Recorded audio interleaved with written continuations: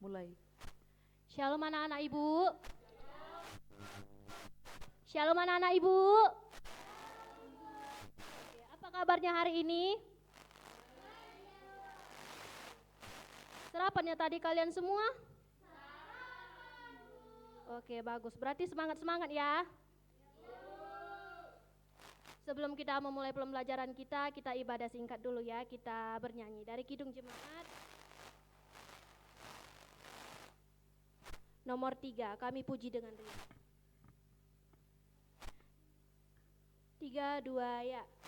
Kami puji dengan riang di Kau Allah yang besar, bagai bunga terima siang, hati kami pun mekar. Kabut dosa dan derita, kebimbangan telah lenyap. Sumber suka yang abadi, beri sinar-Mu menyerap. Kita berdoa. Terima kasih Tuhan buat berkat-Mu hingga pada pagi hari ini masih dapat kami rasakan. Tuhan, sebentar lagi kami akan melaksanakan proses belajar mengajar kami. Kiranya Kau ajari kami Tuhan, Kau bimbing kami agar kami dapat mengerti dan memahami. Terima kasih Tuhan, haleluya, amin. Bu absen dulu ya. Cinta, Junita, Epa, Agustina, Dahlia. Oke, semua hadir. Ibu mau nanya dulu, siapa yang masih ingat pembelajaran minggu lalu? Apa Cinta? Bagaimana itu Cinta? Bisa dijelaskan kembali Cinta? Oke, silahkan Cinta. Maju ke depan Cinta.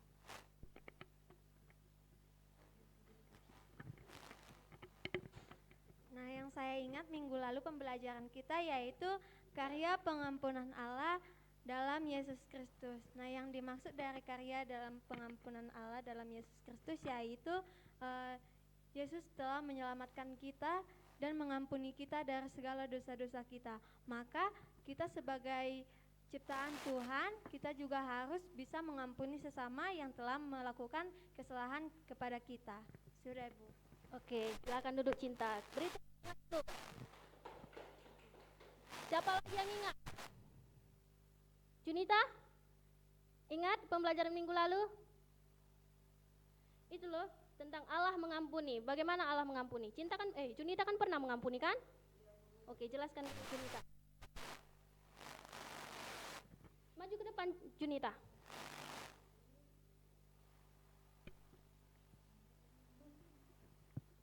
Yang saya ingat Bu, kalau mengampuni seseorang itu harus dengan hati yang tulus. Dan kalaupun ada kesalahan teman kita atau siapapun, harus kita maafkan dengan hati yang tulus Bu. Oke, benar. Berikan tepuk tangan. Oke, pembelajaran kita hari ini yaitu baptisan sebagai tanda menjadi milik Kristus. Apa teman-teman? Apa anak-anak ibu?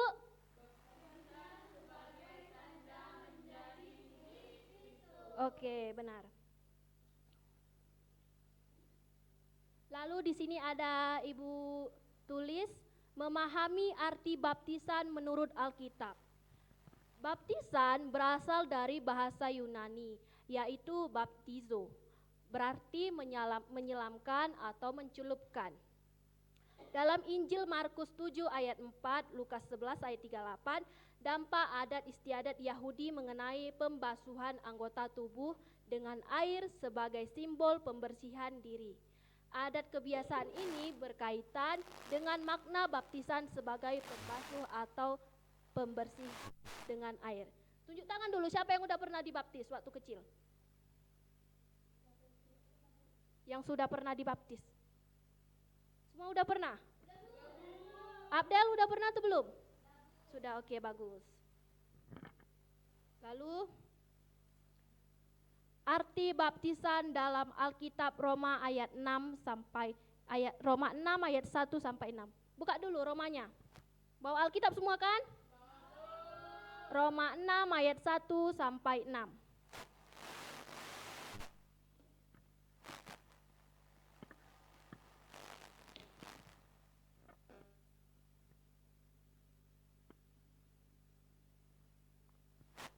Baca dulu, Epa.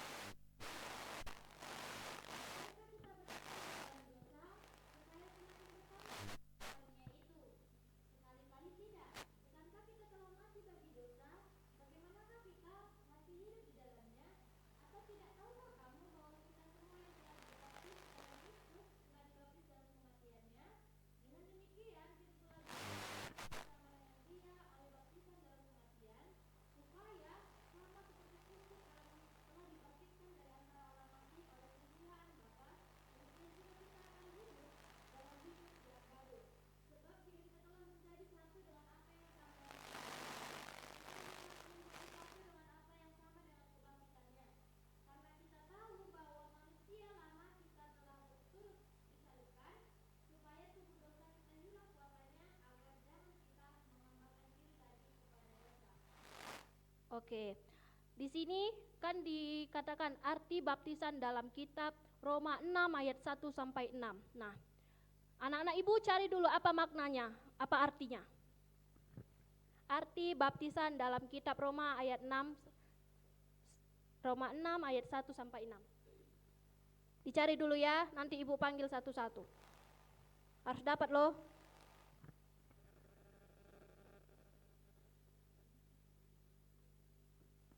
Cari Kevin.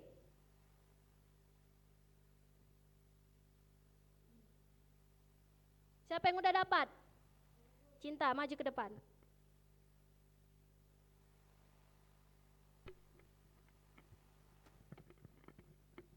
Yang saya dapat dari arti baptisan dari kitab Roma yaitu menjelaskan arti penting baptisan dalam kehidupan orang percaya. Ia mengajarkan bahwa melalui baptisan kita bersatu dengan Kristus dalam kematiannya, sehingga kita juga dapat hidup dalam kehidupan yang baru bersama dengannya. Nah, baptisan menjadi simbol perubahan hidup dan kematian terhadap dosa, serta kebangkitan untuk hidup yang benar. Sekian, Bu. Oke, benar. Silakan duduk. Cinta, berikan tepuk tangan dulu. Sebab jika kita telah menjadi satu dengan apa yang sama dengan kematiannya, kita juga akan menjadi satu dengan apa yang sama dengan kebangkitannya. Karena kita tahu bahwa manusia lama kita telah turut disalibkan, supaya tubuh dosa kita hilang kuasanya, agar jangan kita menghambakan diri lagi kepada. Oke, benar. Nah, di sini ada baptisan Yohanes. Baptisan Yohanes adalah baptisan pertobatan yang dilakukan di Sungai Yordan. Sebenarnya orang Yahudi yang hidup jauh sebelum zaman Yohanes Pembaptis pun sudah mengenal adanya baptisan, yaitu melalui adat pembasuhan, seperti yang dilakukan oleh Nabi Elisa terhadap Naaman. Adat pembasuhan perjanjian lama lebih mempunyai arti sebagai penyucian diri, sedangkan baptisan Yohanes bersifat eskatologis, menuju kepada Kristus yang akan membaptiskan dengan Roh Kudus. Markus 1 ayat 4 sampai 8. Baptisan Yohanes sekalipun bermakna penyucian diri dari dosa ataupun pembasuhan, namun sifatnya melambangkan pertobatan dan pengharapan akan kebangkitan Kristus. Melambangkan apa, anak-anak? Oke, benar. Lalu di sini ada dikatakan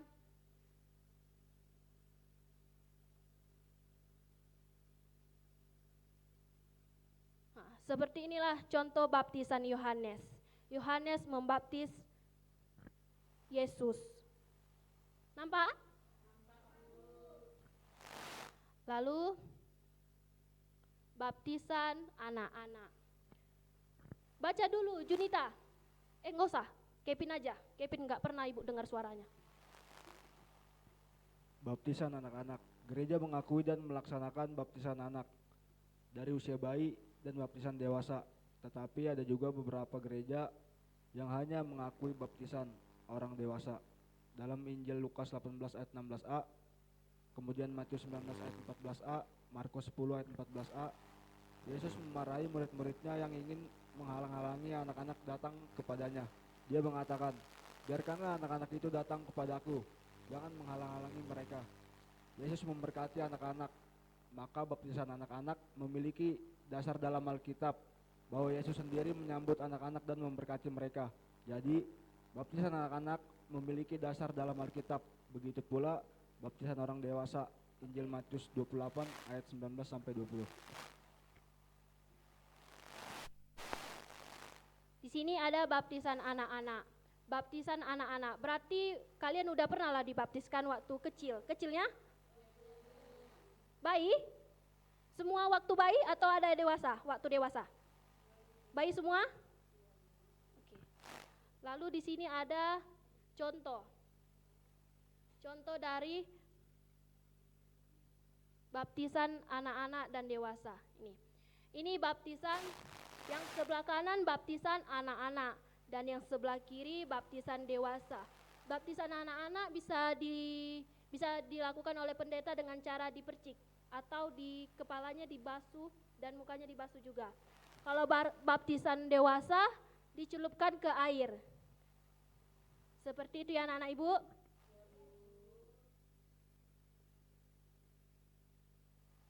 Dan yang terakhir baptisan merupakan perintah Yesus. Baca dulu Rani.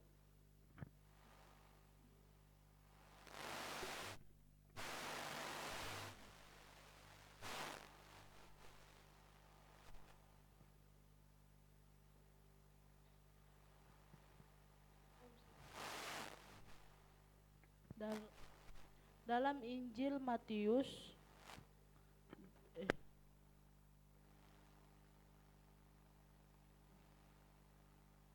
dalam Injil Matius 28 ayat 10,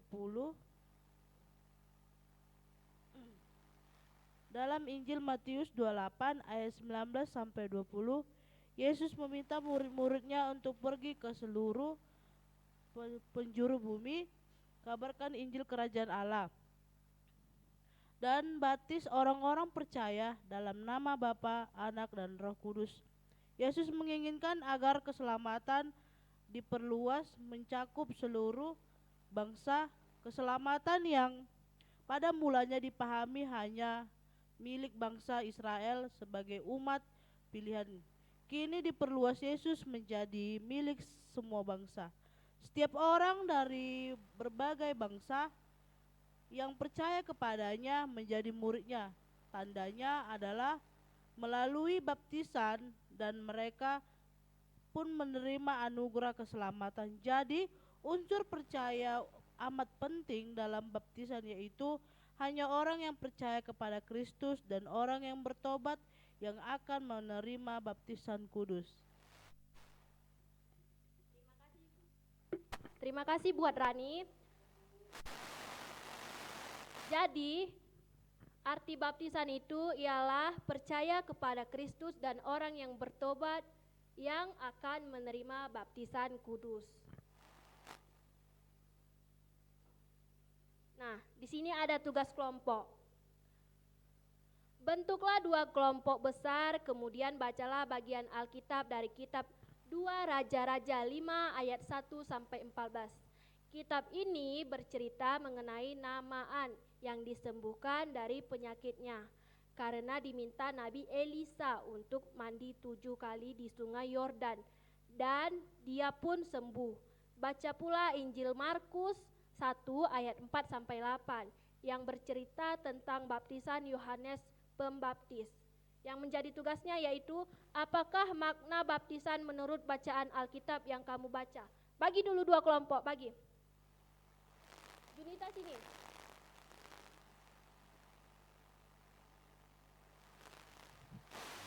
Kevin sampai ke dekat Eva itu kelompok 1, Junita sampai dekat Rani kelompok Kerjakan. Ibu akan memberi waktu 5 menit dari sekarang.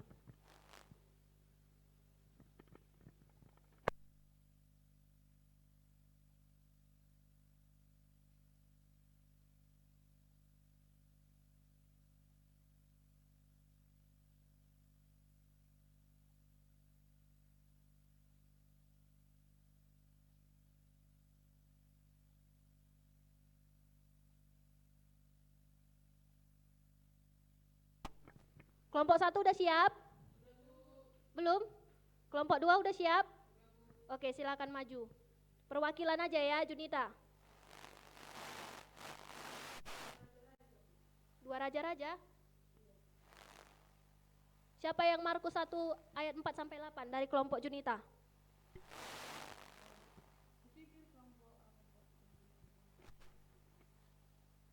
Dua-dua lah, Junita? Boleh. Hasil diskusi kami, maka jawaban kami dengan pertanyaan, apakah makna baptisan menurut bacaan Alkitab yang kamu baca dari 2 Raja-Raja 5 ayat 1 sampai 14, berikan jawaban yang mudah dimengerti. Jawaban kami yaitu dalam kisah Naaman di Alkitab 2 Raja-Raja 5 ayat 1 sampai 14, baptisan oleh Nabi Elisa melambangkan pentingnya patuh kepada petunjuk Tuhan. Naaman semula enggan, tetapi ketika ia taat, ia mengalami kesembuhan. Pesan sederhananya adalah patuh kepada perintah Tuhan membawa berkat dan penyembuhan dalam hidup kita. Yang kedua dalam Markus 14 ayat 8, yaitu dalam Markus 14 ayat 8, baptisan yang dilakukan oleh Yohanes Pembaptis adalah simbol pertobatan dan pengampunan dosa. Orang-orang mandi untuk menunjukkan kesiapan mereka mengubah hidup dan menerima penyelamatan dari dosa. Jadi, baptisan merupakan tanda kesediaan hati untuk menerima ajaran dan kasih Allah. Udah Bu, itu jawaban kami. Untuk kelompok 2, ini kelompok 2 kan? Iya, Bu. Kelompok 1 maju, siapa perwakilannya? Cinta? Maju.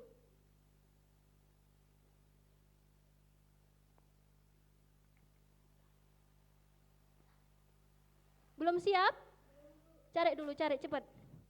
Ibu tunggu ya, 2 menit lagi.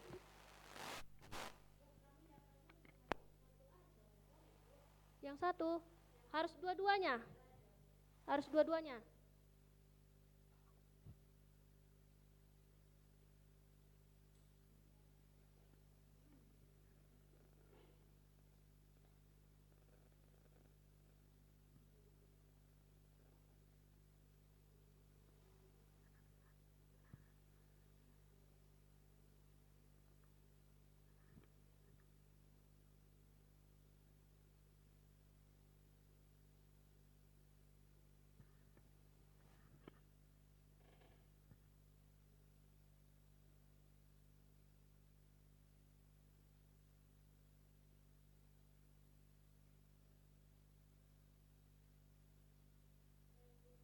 Silakan maju Eva.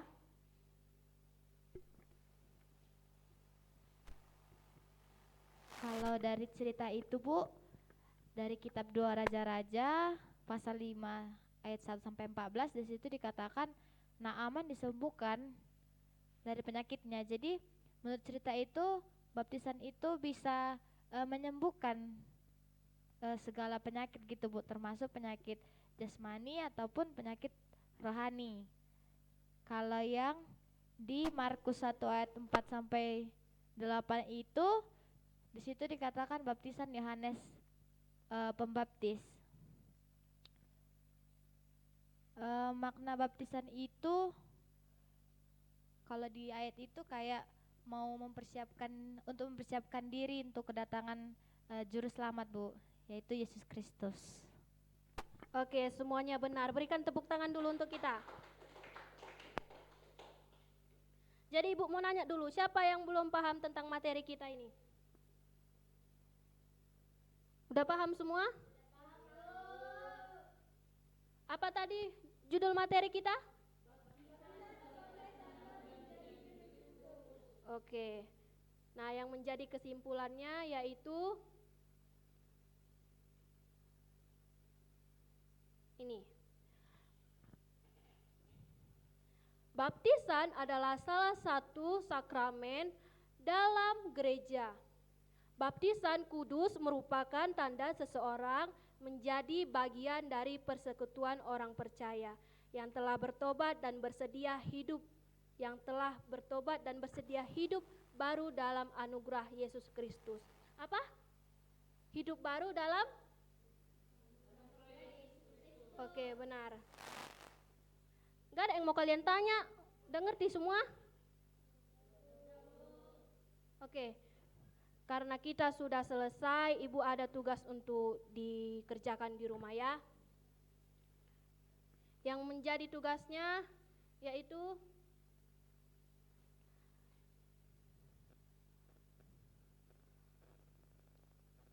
cari dulu sebanyak-banyaknya mengenai baptisan. Apa itu makna dari baptisan? Menurut pendapat kamu sendiri ya, atau nanti bisa ditanya kepada orang tua ya. Oke. Tutup bukunya karena kita telah selesai. Siapa yang mau mimpin lagu kita? Maju dulu salah satu. Kevin, pimpin dulu lagu kita Kevin sama doa kita Kevin.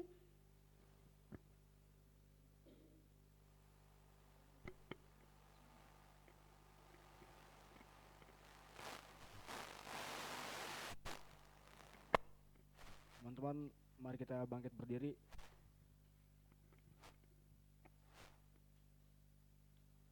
Mari kita menyanyikan lagu dari Terbit Matahari. 1, 2, 3, ya. Matahari sampai pada masuknya, biarlah nama Tuhan dipuji.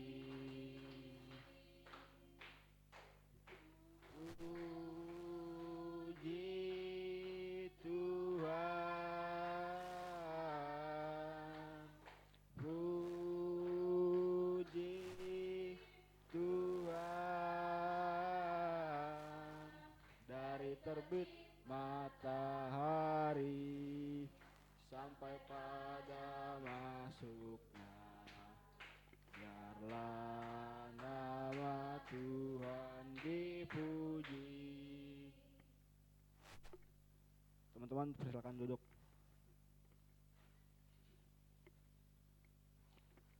Sebelum kita pulang, mari kita bersatu dalam doa. Tuhan, terima kasih atas berkat-Mu pada hari ini. Kami sudah selesai melakukan pembelajaran. Semoga apa yang kami pelajari dapat kami mengerti dan kami pahami.